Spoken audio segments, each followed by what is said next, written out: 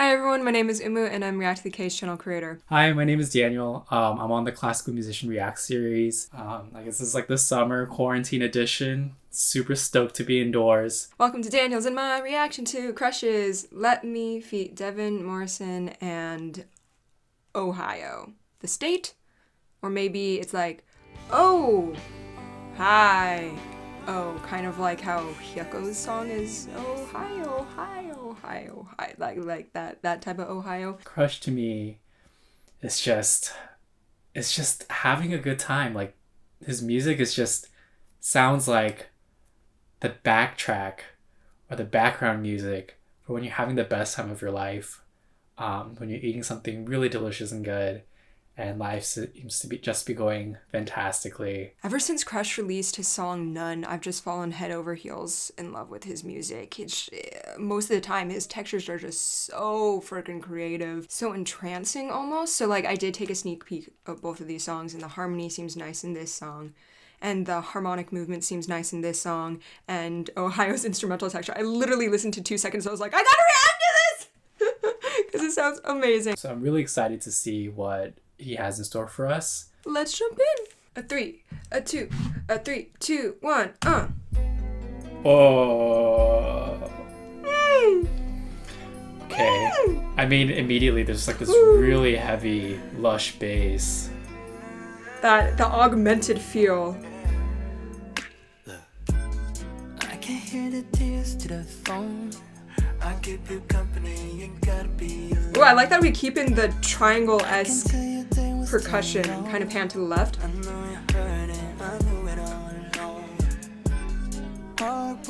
Oh, that's really weird.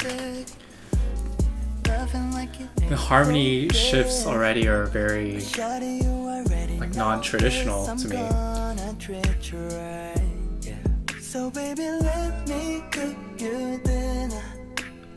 His voice is so smooth.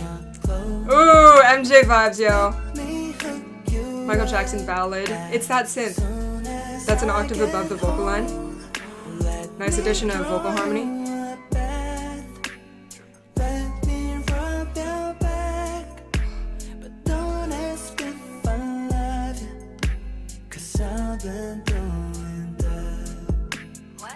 Oh baby, no, don't get me wrong. Midnight sunrise from the sky. Okay. Whenever you need a girl, I got a girl, come on. The vocal rhythms sped up in this section, so we had a little bit more movement forward. So sick. Nice. Take out the instrumental.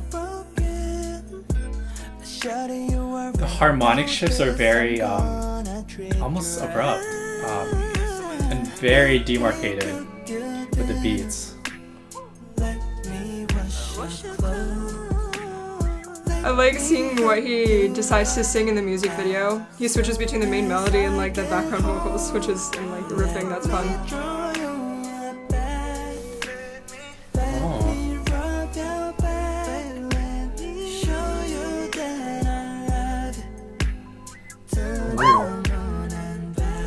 Ooh, new harmony that time.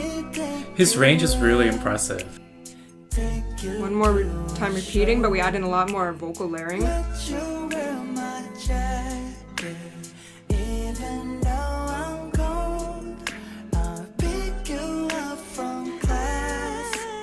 Oh yeah, you rip boy!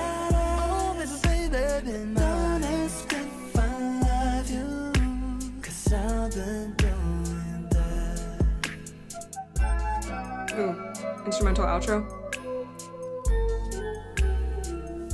Okay, it's like the same backdrop, like ostinato pattern.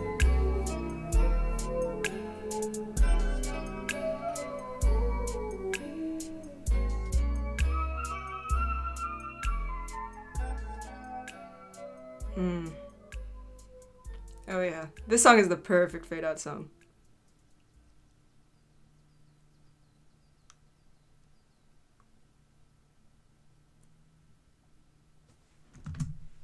That was interesting how the fade out right before it went silent, it did resolve.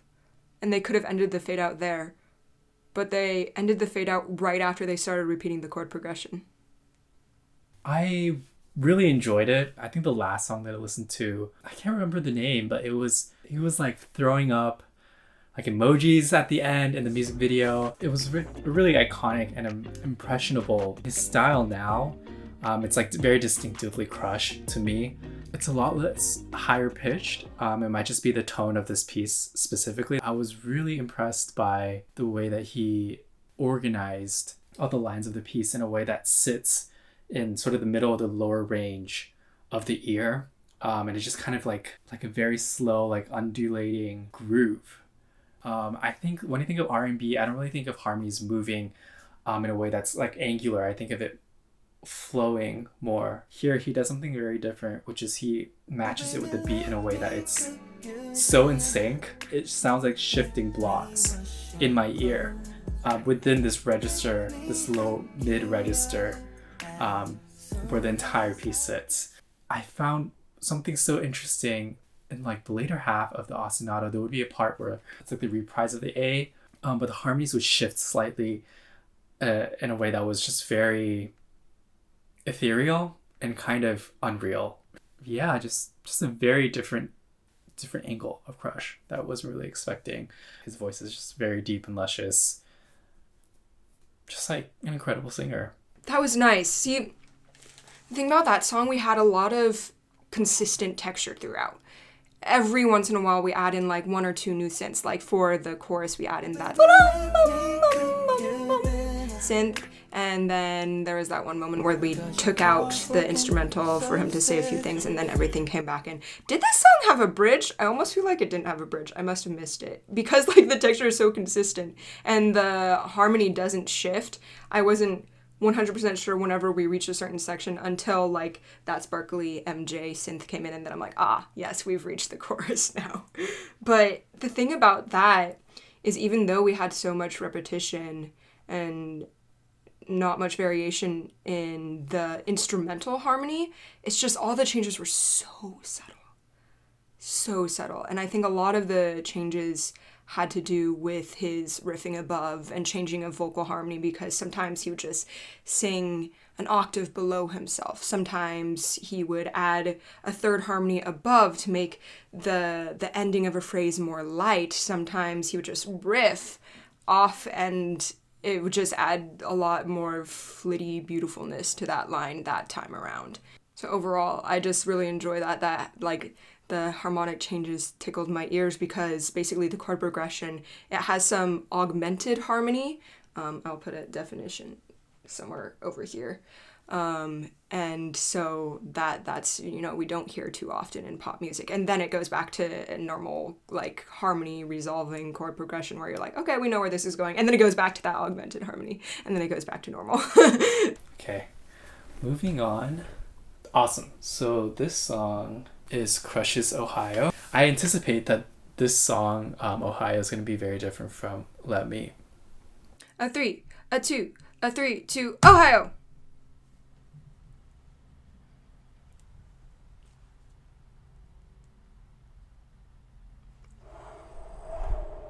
Noises. Ambient noise.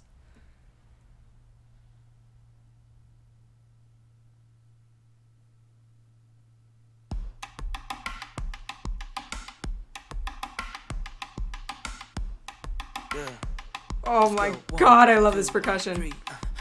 Oh yeah. Wow. He has a layered sound in. Yeah.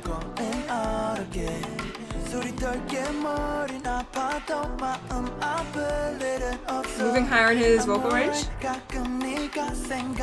Some gentle harmonies kind of pan to the right of the mix. Oh, there was an octave that peaked out.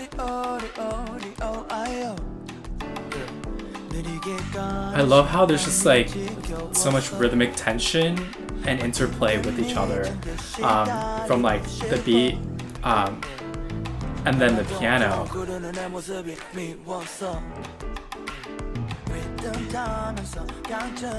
Vibing with the rhythm. I.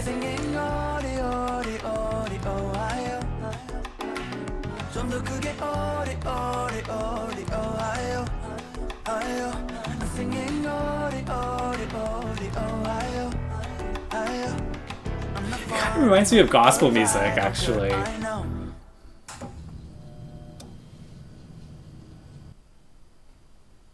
Oh my god, dude, I got so scared. I was like, whoa, this is gonna be like a horror film? Okay,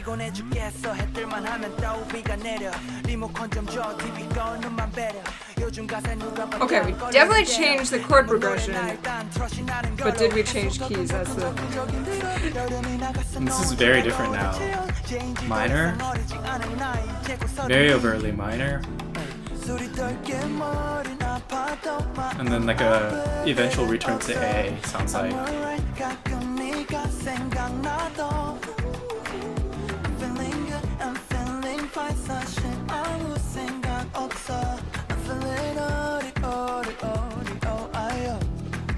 Sounds so thick, just so rich.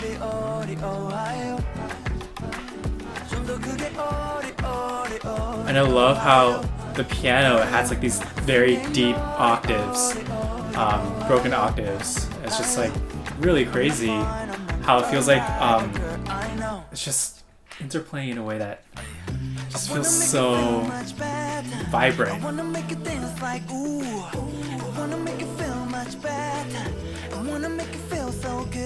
We're keeping in the breathing and like some of the clapping percussion, but otherwise we had a lot of soundscape change.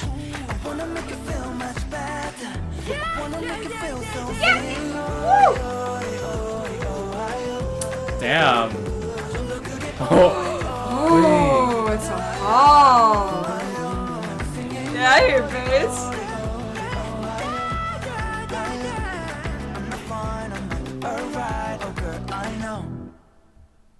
What?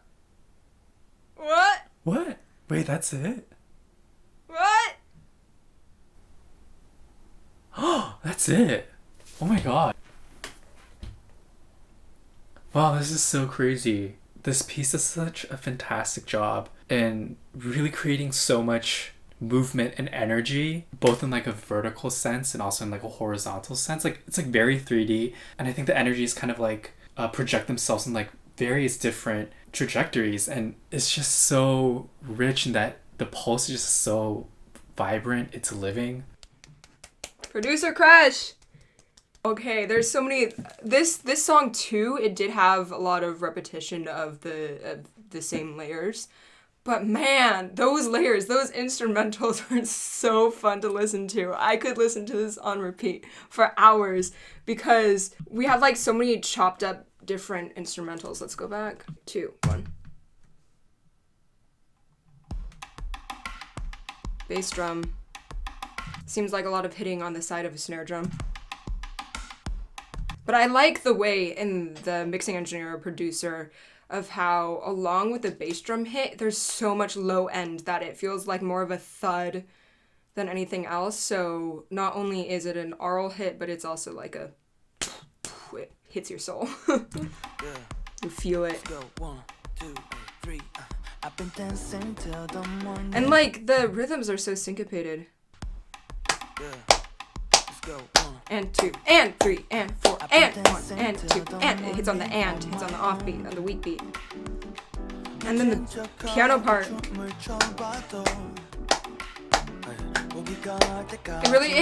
It hits like the accents, the lower notes on the strong beats, usually on the downbeat. So the first beat that starts off like a musical phrase, it really emphasizes that, and then it backs off really nicely. Okay, time to call Daniel. Hello? Hello? Hello? Ah! Bro, that was nice! Yeah, I'm actually kind of speechless. So for Let Me, it just, even though it repeated so much, it was so incredibly, maybe the repetition made it calm. But like, you know, this song, the lyrics were talking about like, let me take care of you after a long day of class or work or something. And that's very much how I felt listening to it. I'm like, okay, if I have a really stressful day and I'm getting home late at night, this is the song I'm turning on. And I think also what made it so almost like lulling was the rhythm of the progression, right? Because it was like move, move, move, move, rest, rest, move, move, rest, rest. So even though it wasn't in triple, which is like, you know, the swinging feel, it still felt like a lullaby in that way. Yeah, oh, because it was like a rocking feeling with the rhythmic placement. Mm-hmm.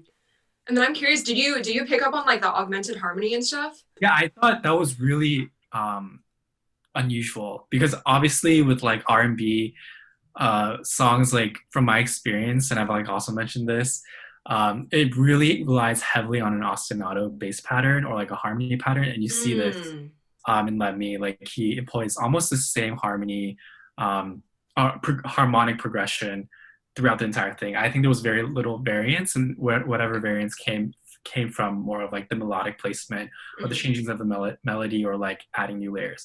And so what I thought was really, really unusual and interesting was the fact that he introduced, yeah, sort of this like ethereal quality, which is like, and at first I was like, what is this? This is so strange. And obviously like I've heard of this type of harmonic technique used in like both classical music and also in some, I guess, like very adventurous like pop or hip hop music. But you know, it's this like augmented harmony and the inclusion of using like whole tone sonorities, and I think that really added this element of unease. I don't know. Also felt so. I'm moving on right now. It also felt so thick, like the sonority, and I didn't know my headphones, but what do you? Yeah, there were a ton of layers, and I think it's just that because they added a bunch of reverb and panned it in a way for us to just it to be constantly full of sound.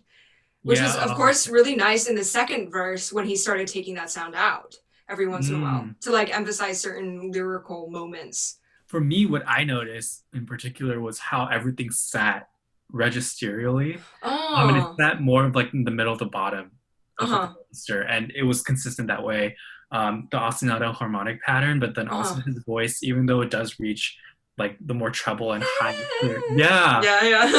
And I think it's in some ways even more defined because of how low everything else sits. Yeah. But I think it was so carefully done, I think, in a way where the higher riffs were transparent in its like texture and tone, so that it doesn't disturb or I guess like obscure.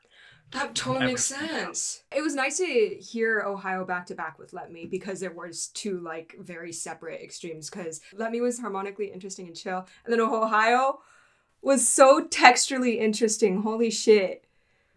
And also it felt like we had two bridges. Like there was the bridge after the long break, which there is a pause in the stage track, I checked that. And then we had another bridge towards the end. Well, Let Me didn't have any bridge at all.